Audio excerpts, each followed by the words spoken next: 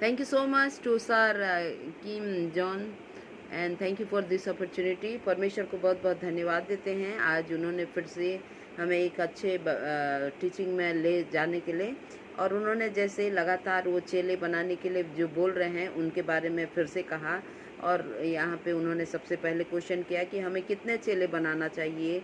देखिए, दुनिया में बहुत सारे शिक्षक तो हैं, लेकिन आत्मिक पिता सिर्फ एक ही होता है। पिता बोलने से सिर्फ एक ही होता है, और परमेश्वर चाहते हैं कि हम वो आत्मिक पिता के रूप में परमेश्वर हमें तैयार करना चाहते हैं। मत्ती रचित सुसमाचार उसका 28 अध्याय 18 से 20 पढ़ेंगे तो वहाँ पे एक महान आदेश के बारे में दिया गया है, और इसी को ध्यान रखते हुए जब से हम लोग सीख रहे हैं, तो परमेश्वर का वचन हमें उसके उद्देश्य को पूरा करने के लिए कहता है, प्रचार करने के लिए। तो 7 तरह के पॉइंट को उन्होंने हमारे बीच में कहा आज। और पहले उन्होंने कहा था प्रचार करना, छुटकारे का प्रचार करना, परमेश्वर के परिवार में जुड़ना, पारिवारिक प्रार्थना का समय देना, जीवन बिताना, आत्मिक उन्नति करना, और प्रार्थना करने के जो फायदे उन्होंने कहा कि पहला उसमें से जो पॉइंट उन्होंने कहा कि प्रार्थना करने के लिए, हमारे जीवन में प्रार्थना करने के लिए परमेश्वर ने कहा है, तो ये हमारे लिए बहुत ही फ़ायदाजनक, हमारे लिए, हमारे ही उन्नति के लिए परमेश्वर ने ये योजना को बनाया। इसलिए उन्होंने कहा कि जब हम लोग पहला पॉइंट उन्होंने कहा, जब हम प्रार्थना करते हैं तो हमें अपने पापों को मान लेना चाहिए।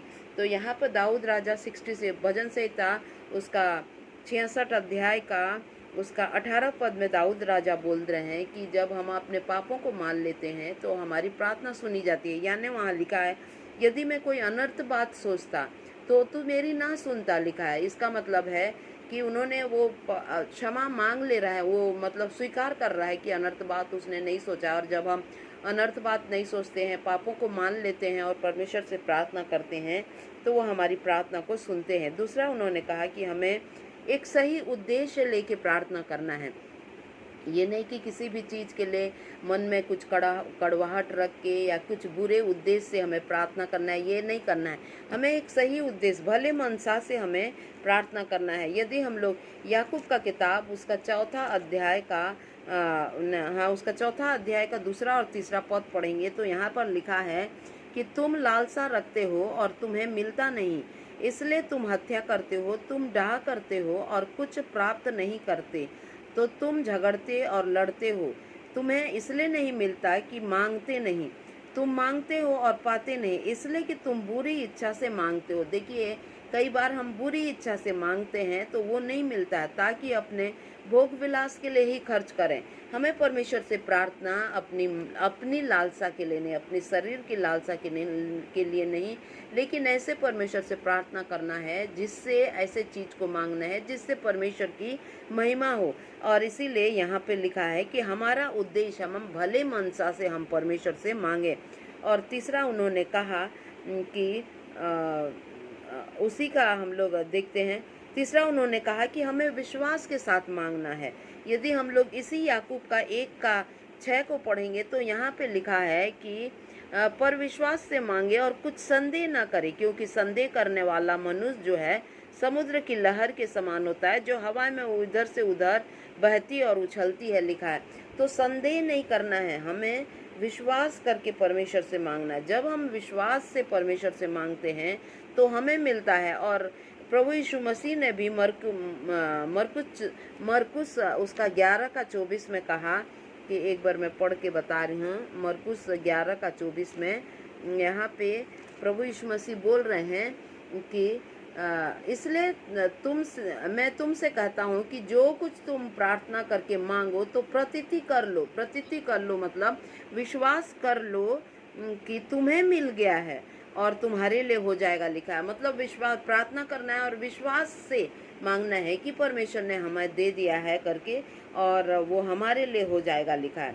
तीसरा उन्होंने चौथा उन्होंने कहा कि हमें बड़े हिवाव के साथ और हिम्मत से, विश्वास के साथ परमेश्वर की उपस्थिति में आना है, क्योंकि परमेश्वर ही है जो हमारी प्रार्थना को सुनते हैं और उसका उत्तर देते हैं। तो याकूब का किताब उसका जेम्स उसका 5 अध्याय का 14 और 15 पद को यदि हम लोग पढ़ेंगे तो यहाँ पर ऐसे लिखा है कि यदि तुम में कोई रोगी है तो कलीसिया के प्राचीनों को बुलाए और कि वे प्रभु के नाम से उस पर तेल मलकर उससे प्रार्थना करें, और विश्वास की प्रार्थना के द्वारा, देखिए, विश्वास की प्रार्थना के द्वारा से रोगी बच जाएगा और प्रभु उसको उठाकर खड़ा करेगा भी लिखा है। तो हमें जो है बड़े हिम्मत के साथ हिवाव लेकर विश्वास से मांगना है। और हम लोग पहला यूहन्ना उसका 5 का 14 और 15 पढ़ेंगे तो वहाँ पर भी वही लिखा है कि और हमें उसके सामने जो हिवाव होता है वह यह है कि यदि हम उसकी इच्छा के अनुसार कुछ मांगते हैं, परमेश्वर की इच्छा के अनुसार कुछ मांगते हैं, तो वह हमारी सुनता है। जब हम जानते हैं कि जो कुछ हम मांगते हैं वह हमारी सुनता है, तो यह भी जानते हैं कि जो कुछ हमने मांगा वह पाया है करके। तो हमें बड़े हिवाव के साथ बिना संदेह करके हिम्मत से परमेश्वर से मांगना है। और 7वां पॉइंट का जो उन्होंने कहा था वो है प्रार्थना का शीर्षक।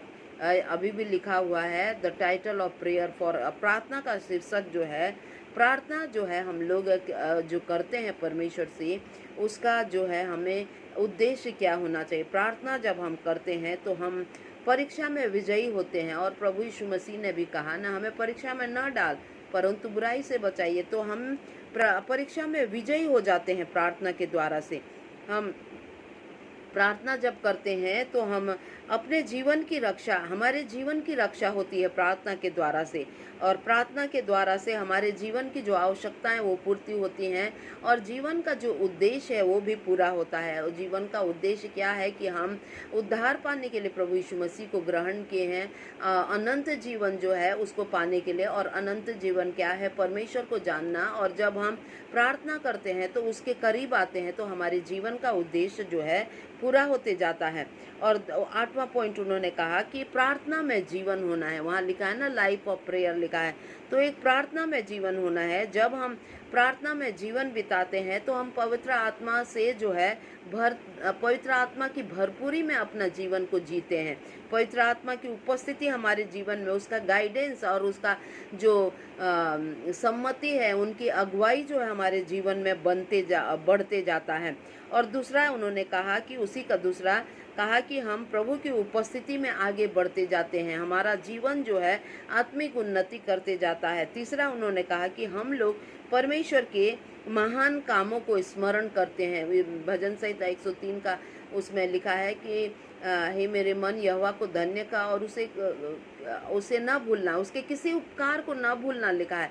तो उनके जो उपकार हैं, उनके जो अद्भुत काम हैं, उनको हम प्रार्थना के द्वारा से स्मरण करके परमेश्वर की महिमा करते हैं। तो प्रार्थना जो है हमारे लिए बहुत महत्वपूर्ण है। और प्रार्थना का उत्तर जो है हम कैसे पाते हैं? प्रभु यीशु मसीह के नाम से पाते हैं, जो 7वां जो लास्ट का पॉइंट दिया है।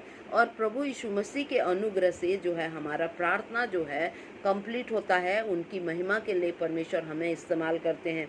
तो इस तरह से उन्होंने प्रार्थना के बारे में फिर से हमारे बीच में उन्होंने कहा, और ये हमारे लिए बहुत महत्वपूर्ण है। प्रभु हम सभी को आशीष दे और हम सब का जीवन उसी के तरह से प्रार्थना में जीवन हो। प्रभु को बहुत बहुत धन्यवाद। Thank you so much.